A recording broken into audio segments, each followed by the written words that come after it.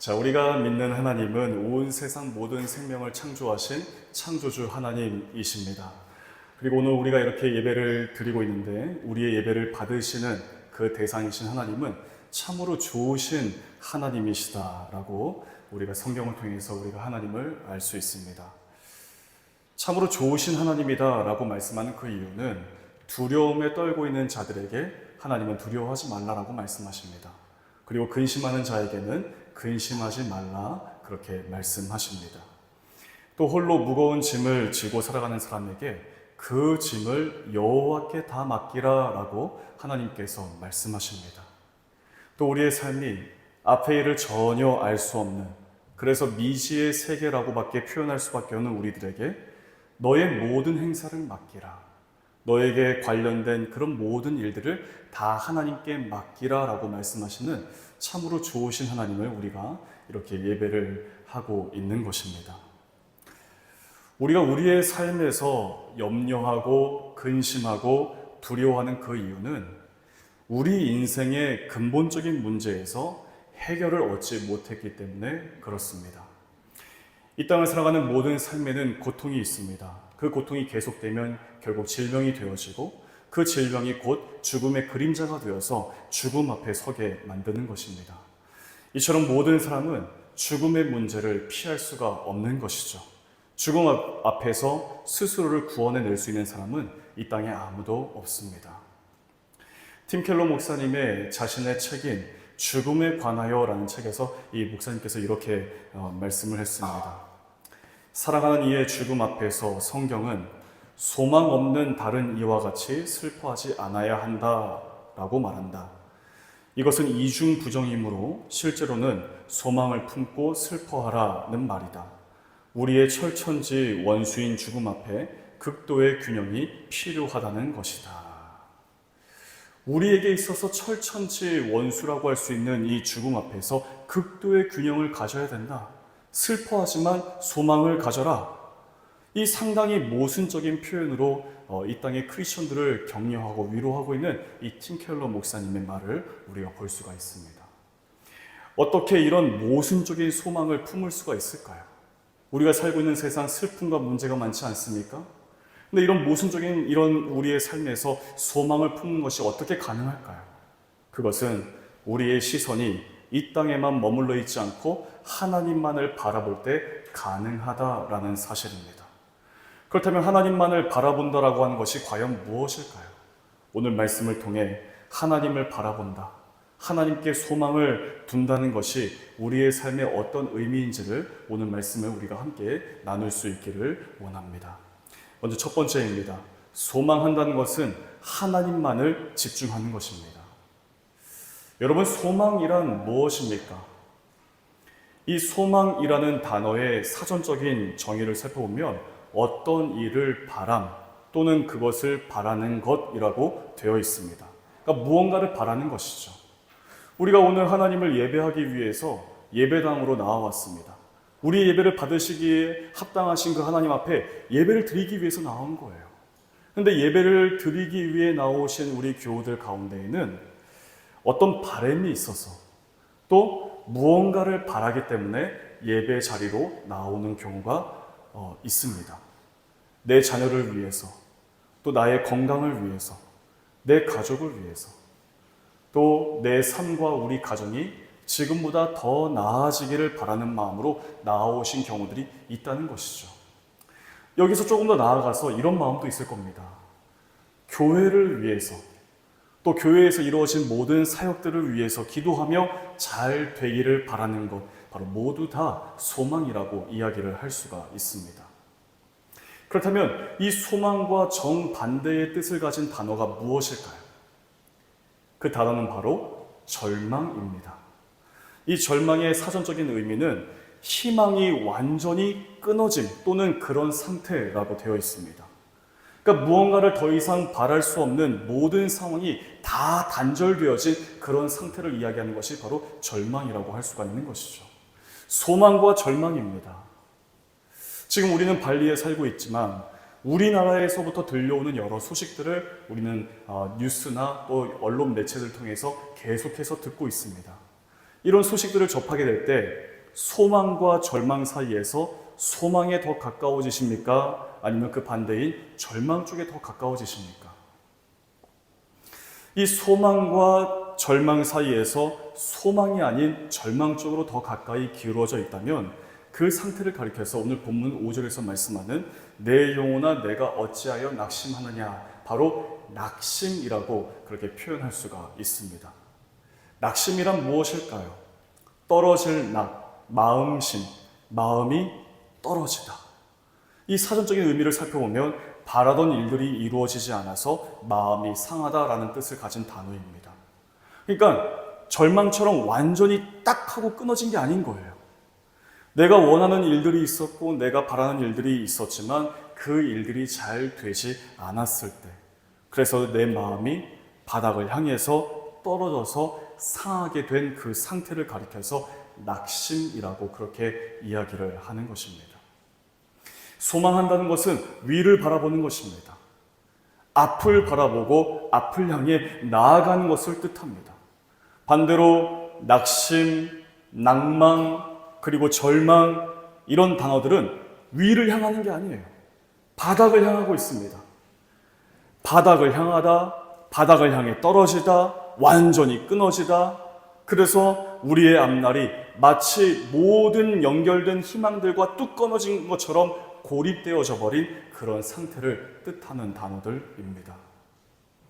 오늘 우리가 함께 나누게 될 이 시편 42편, 이 전체의 내용을 한번 살펴보면 눈에 들어오는 몇 가지 단어들이 있습니다. 사슴이 시냇물을 찾기에 갈급함 같이, 바로 갈급함이라고 하는 단어이죠. 2절 보게 되면 내 영혼이 살아계신 하나님을 갈망하나니, 갈망함입니다. 그리고 5절 보게 되면 내 영혼아 내가 어찌하여 낙심하며 어찌하여 불안해하는가, 낙심과 불안입니다. 지금 이 시편 42편의 시인은 낙심하고 불안해하고 있는 이 자신에게 너는 하나님께 소망을 두라, 하나님을 바라보라 라고 그렇게 말하고 있습니다. 왜 그럴까요? 소망을 이야기하고 있는데 갈급함, 갈망함, 불안, 낙심, 어두운 이야기를 지금 하고 있는 거예요. 왜 그러는 것일까요? 시편 42편 표제를 보게 되면 이렇게 되어 있습니다. 고라 자손의 마스길, 인도자를 따라 부르는 노래라고 되어 있습니다. 그러니까 이건 뭐냐면 고라 자손이 쓴 교훈시라고 우리가 이해를 해볼 수가 있는 것이죠. 바로 고라 자손이 쓴 시입니다. 고라라는 사람은 누구이고 고라 자손은 어떤 사람일까요? 이 시편 42편을 기록한 고라 자손은 레위 지파 사람입니다. 이 고라 자손은 다른 레위 지파 사람들과 마찬가지로 성전에서 일을 했던 사람이었습니다. 그 성전의 다양하고 여러 일들 가운데에서 이 사람은 어떤 일을 했냐면 성전 문을 지키는 일을 감당했다라고 알려져 있습니다. 그의 조상인 고라라는 사람은 출애굽 이후에 이 출애굽 지도자인 모세에게 반역을 했던 사람으로 등장하고 있습니다. 민수기 16장 말씀 보게 되면 이 모세에 대한 그 반역의 결과 하나님의 심판이 고라와 그 고라를 따랐던 모든 사람들에게 임하게 되는 거예요. 그래서 땅이 갈라지고 그 갈라진 땅 사이로 모두가 다 삼키움을 입는 그런 비극적인 형벌을 받은 사람으로 성경에서 기록하고 있는 사람이 바로 고라라는 사람입니다. 그러나 민수기 26장 11절 말씀 보게 되면 고라의 자손은 죽지 않았다라고 기록하고 있습니다. 그러니까 고라의 모든 가족이 다 죽임을 당한 것이 아니라 그 가운데 일부가 살아남았고 그 후손이 바로 시편 42편을 기록한 시인 고라 자손입니다. 이 고라 자손은 시편 42편을 포함해서 총 11개의 시편을 기록하면서 이 고라 자손은 누구보다 하나님의 임재의 은혜가 소중한 것인지를 잘 알았던 사람이었습니다. 그리고 자기 조상의 큰 실패를 반면교사 삼아서 하나님의 진노가 얼마나 무서운 것인지를 알았던 사람이었습니다. 우리가 성경 말씀 보게 되면 하나님의 경고와 하나님의 진노와 그리고 형벌에 대해서 말씀하지 않습니까? 그런데 이 말씀 보게 되면 마치 우리의 삶과는 별로 관계가 없는 것처럼, 물과 기름인 것처럼 생각하는 경우가 아마 있을 거예요. 근데 이 당시도 마찬가지입니다. 선지자들이 하나님의 말씀을 전합니다. 하나님을 떠나서 우상 숭배하고 죄를 짓고 있는 그 백성들을 향해 하나님의 진노를 이야기하고 형벌을 이야기하고 심판을 이야기합니다. 근데 그 말씀을 들었던 그 백성들의 마음은 에이, 뭐 그런 일이 있겠어, 이렇게 생각을 했다는 거예요. 근데 이 고라 자손은 자신의 조상의 큰 실패를 경험했기 때문에 하나님의 진노가 얼마나 큰 것인지를 잘 알았던 사람이라고 그렇게 알려져 있습니다. 자기 조상의 큰 잘못을 반면교사 삼아서 그 성전의 다양한 일들 가운데 성전 문을 지키는 일들을 기쁨으로 그가 감당했습니다. 그리고 성전에서 제사를 드릴 때 하나님의 거룩하신 임재를 사모하면서 찬양 인도로 섬겼던 사람이 바로 이 고라 자손입니다. 하나님 앞에 제사를 드릴 때 우리가 시편 말씀 보게 되면 반복해서 나오는 표현들이 있습니다.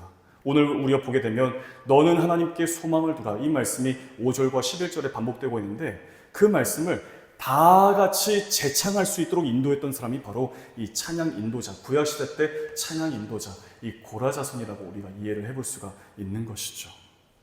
그런 그가 성전 문을 지키는 그런 봉사를 감당했고 또 성전에서 하나님의 거룩하신 임재를 사모하면서 찬양했는데 오늘 본문 보게 되면 낙심하고 불안해하고 있습니다.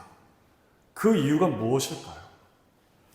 고라 자손은 지금 자신의 나라가 이방 나라에 의해서 완전히 멸망당했고 그래서 지금 포로로 끌려가 있었습니다. 이제는 더 이상 하나님을 마음 편히 찬양할 수가 없는 것이죠. 왜냐하면 하나님을 알지 못하는 이방 나라에 완전히 떨어져 있었기 때문입니다. 이방 땅에서 홀로 하나님을 찾고 하나님 앞에 기도를 하지만 그런 자신을 향해 이방 사람들이 조롱하는 거예요. 너의 하나님이 어디 있느냐? 너의 하나님이 너와 함께하고 계셨다면 너의 나라가 망했겠느냐? 네가 믿고 네가 기도하는 그 하나님이 너와 함께했다면 지금 너가 이 땅에 포로로 잡혀와 있겠느냐? 이런 조롱하는 소리가 낮이면 낮마다 밤이면 밤마다 들려와서 내 눈에서 흐르는 그 눈물이 내 음식이 될 정도인 상황으로 완전히 절망의 바닥을 향해 떨어져 있는 이 시편 기자의 상황을 우리가 보게 되는 것입니다. 하나님의 임재를 상징하는 그 성전에서 하나님을 더 이상 예배할 수가 없습니다. 왜냐하면 하나님의 성전이 이방 사람들에 의해서 완전히 파괴되어져 버렸기 때문입니다. 4절에서 이렇게 말씀합니다. 제가 이 말씀을 쉬운 성경으로 읽어드리겠습니다. 지난 일들을 생각하면 할수록 내 가슴이 찢어집니다. 나는 사람들을 이끌고 하나님의 성전을 향해 들어가곤 했습니다. 기뻐 소리를 지르고 감사의 찬송을 부르며 그 행복한 사람들과 어울리곤 했습니다.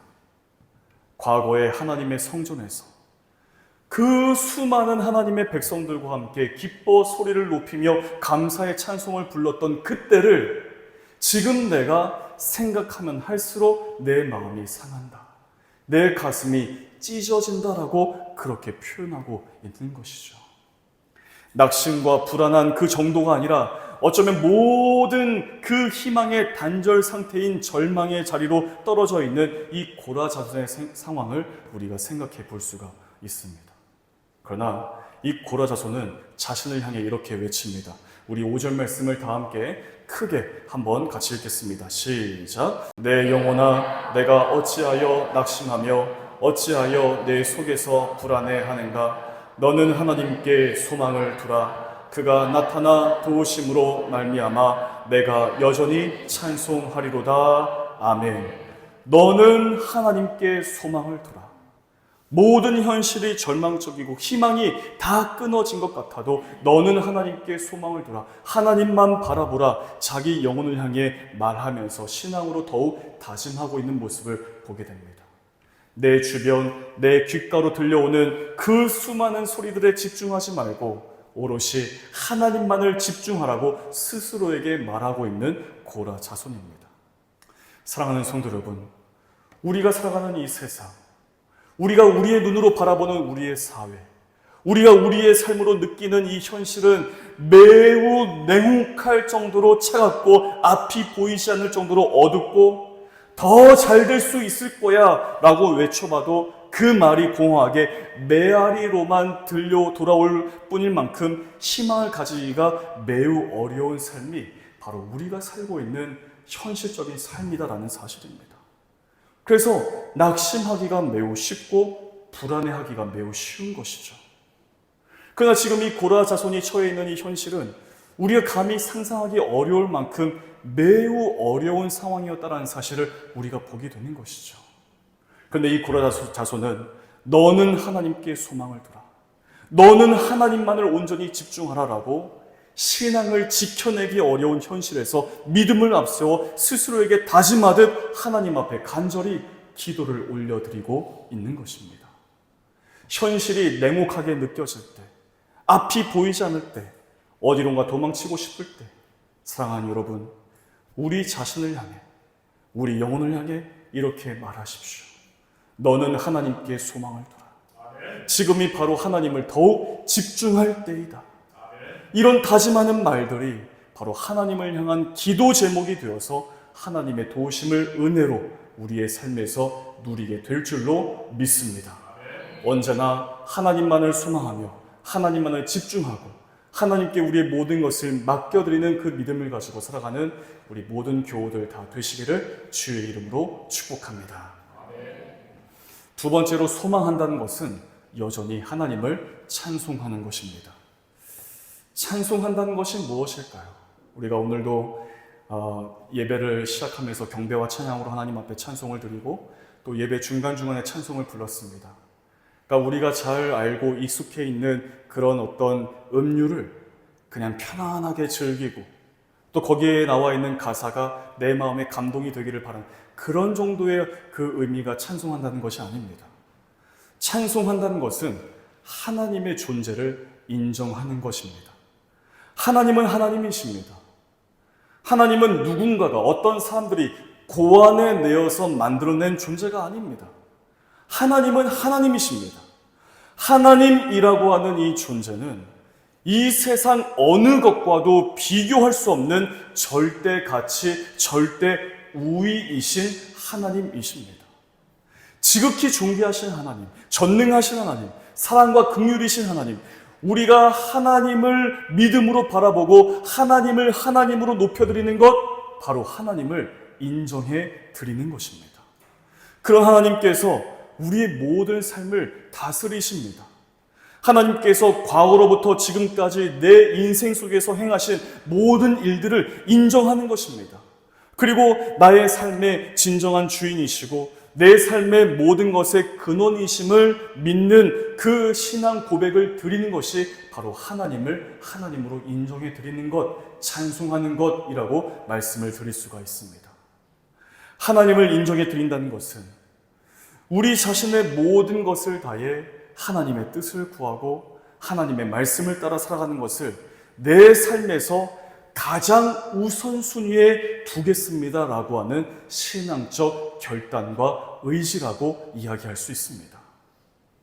모든 것이 다 망했고 모든 것을 다 빼앗겼고 완전히 낙심하고 탄식할 수밖에 없는 그런 현실이 되었지만 여전히 나는 하나님을 찬송할 것을 포기하지 않겠다라고 지금 이 시편 기자인 고라 자손이 결단을 하고 있는 것이죠. 구약 성경의 시편은 총 150편으로 되어 있습니다. 이 가운데 다윗의 시편이 73편으로 되어 있고 그리고 아삽 자손의 그 시편이 12편 되어 있고 그리고 나머지 이 고라 자손의 시편이 11편으로 가장 많은 시편을 기록한 시인이 바로 고라 자손이라고 이야기할 수 있습니다. 다윗은 사울에 의해 쫓김을 당했습니다. 이 사울은 다윗을 죽이기 위해서 수천 명의 군사들을 동원하면서까지 다윗을 추격했습니다. 다윗이 사울 왕을 피해 도망다녔던 그 시기는 학자들에 의하면 10년이 훨씬 넘을 것이다라고 추정합니다. 그 긴 세월 동안에 그 죽음의 위협을 피해서 도망하면서 그 다윗 그가 결코 놓치지 않았던 것이 있습니다. 그것은 바로 하나님을 찾는 것이었습니다. 여호와여, 나의 하나님이요, 여호와 나의 주여라고 하면서 하나님을 부르면서 자신이 처해 있는 지금 상황들을, 다양한 상황들을 하나님 앞에 낱낱이 보여드리는 거예요. 기도해 드리는 것입니다. 그러면서 동시에 그가 했던 것은 뭐냐면, 나의 힘이신 여호와여, 내가 주를 사랑하나이다. 여호와 우리 주여, 주의 이름이 온 땅에 어찌 그리 아름다운지요. 내 영혼아, 여호와 하나님을 송축할지어다. 그가 도망다녔던 그 긴 세월 속에서 그가 결코 포기하지 않았던 것은 뭐냐면, 하나님을 찾는 것, 하나님께 자신의 모든 것을 맡겨드리는 것, 그리고 하나님을 찬송하기를 멈추지 않았다라는 사실을 우리가 다윗의 73개의 시편들을 통해서 얼마든지 묵상하고 발견해낼 수가 있습니다. 고라 자손 역시 마찬가지입니다. 나라를 빼앗기고 이방 나라의 포로로 잡혀가 있는 상황에서 이 고라 자손 역시 이렇게 찬송합니다. 만민의 왕을 영원히 찬송하리라. 너희 만민들아, 지금 이 고라 자손이 포로로서 고립되어 있지 않습니까? 그런데 하나님 보여주신 비전을 가지고 먼 미래를 바라보는 거예요. 온 땅의 수많은 만민들아, 손바닥을 치고 즐거운 소리로 하나님께 외칠지어다. 여전히 하나님을 찬송하기를 주저하지 않았던 고라 자손이라는 사실을 우리가 발견하게 되는 것이죠. 하나님을 찬송한다는 것이 무엇일까요? 내 삶이 바닥으로 떨어지지 않도록 포기하지 않겠다, 그냥 내버려두지 않겠다라고 하는 믿음의 결단입니다. 다시 시작할 것을 약속하신 하나님을 온전히 믿고 의지하겠다라고 하는 믿음의 고백이 하나님을 찬송하는 것입니다. 지금 내 삶에서 진정으로 필요한 것이 하나님의 은혜임을 깨달을 때 우리는 비로소 하나님을 찬송할 수가 있는 것이죠. 내 삶의 모든 것을 다스리신 분이 하나님이시기에 그 믿음으로 하나님께 긍휼과 자비를 구하는 것이 바로 하나님을 찬송하는 것입니다. 이 사실을 알 때 그저 여기 화면에서 지나가는 그 몇 문장을 그냥 흘려보내는 것이 아니라 그 한 문장 한 문장이 내게 고백이 되어지는 거예요. 그 한 문장 한 문장이 내 삶이 되어지는 겁니다. 내 삶을 통해서 하나님이 찬송받으시고 영광받으시고 찬송하는 나를 통해서 만민들이 하나님을 찬송하게 되는 것입니다. 사람이라고 한다면 누구나 두려움을 느낄 수 있고 낭만하거나 절망할 수 있습니다. 하지만 그 두려움이 우리 마음속에 자리 잡고 계속 머물게 할지 아니면 물리칠지는 철저히 우리의 선택에 달려 있습니다. 낙심이 우리 마음을 오래도록 지배하게 둘지 말지도 우리의 결정입니다. 우리가 진정으로 우리의 삶에서 선택할 수 있는 것은 지금도 우리와 함께 계시는 하나님을 찬송하는 것입니다. 사랑하는 여러분, 소망이란 무엇일까요? 성경이 말씀하는 소망은 우리가 막연히 이 일이 과연 될 수 있을까라는 이 불확실한 미래를 바라는 것이 아닙니다. 성경이 말씀하는 참된 소망은 이미 하나님께서 이루신 일들을 기억해내면서 앞으로도 하나님께서 우리 삶에 하나님의 뜻을 이루실 것을 기대하는 것입니다. 하나님은 과거에 수많은 믿음의 사람들과 함께 하시며 그들을 때마다 도우시고 필요를 채우시고 선한 길로 인도하시고 마침내 영원한 하나님 나라를 그들에게 허락해 주셨습니다. 그 하나님이 지금 이 순간 우리의 삶에도 함께 계심을 믿음으로 바라보는 것, 이것이 성경이 말씀하는 소망입니다. 과거부터 지금까지 내 삶에 이미 이루신 하나님의 은혜와 사랑을 기억하는 것, 대한민국을 떠나서 이 낯선 땅에서 힘겹게 살아왔던 모든 시간 속에서도 하나님은 결코 나를 떠나지 않으셨고 그 크신 사랑으로 함께 하셨음을 기억하는 것, 이것이 진정한 소망입니다.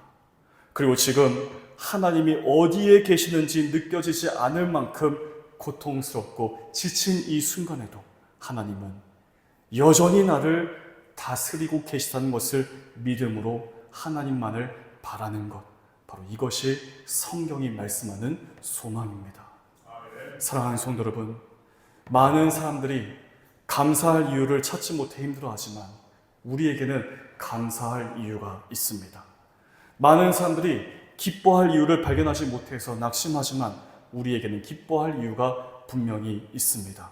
그 이유는 우리가 하나님을 소망하기 때문에, 여전히 우리가 하나님을 찬송하기 때문인 것입니다.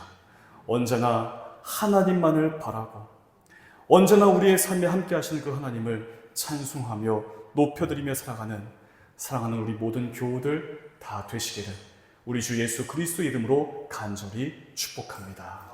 기도하겠습니다. 우리의 소망이신 하나님, 모든 희망이 다 끊어지고 낙심하고 절망할 수밖에 없는 현실을 살아가지만 하나님만이 나의 소망 되심을 믿습니다. 앞이 캄캄하고 삶의 불안을 주는 여러 문제들로 둘러싸임을 당하고 있어도 하나님, 나의 소망이 오직 하나님이심을 바라보면서 오늘 시편 기자인 고라 자손처럼 여전히 하나님만을 찬송하며 살아가는 저희들 다 되게 하여 주시옵소서. 모든 말씀 우리 주 예수 그리스도 이름으로 간절히 기도하옵나이다. 아멘.